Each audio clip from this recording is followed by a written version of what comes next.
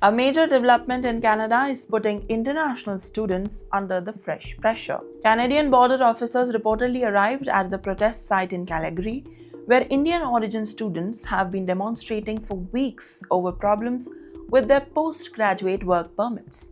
According to the students at the protest and the local media reports, officers from the Canadian Border Service Agency, or the CBSA, checked the immigration status of the people at the site.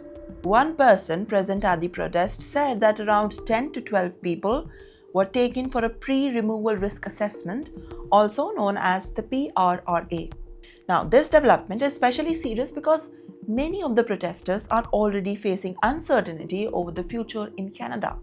The protesters are linked to hundreds of international students from India who were refused the PGW permits, which is the PGWPs.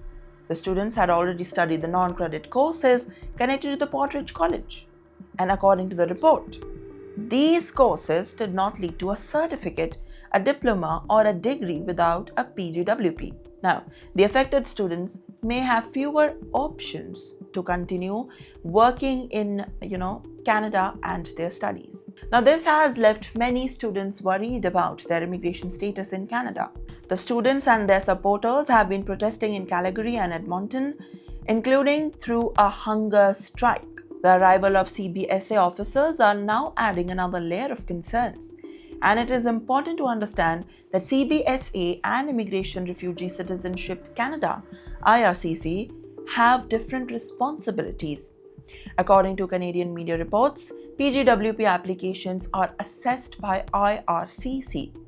The development also comes at Alberta Premier Daniel Smith, that has taken a stricter position on the international students. Smith said that a student visa is temporary and argued that students who cannot obtain legal status to remain in Canada should return home ASAP. Her comments come at a time when Canada is trying to reduce pressure on its temporary immigration system and address the concerns around the international education. Now, for these students protesting in Alberta, however, this is not simply about immigration numbers only.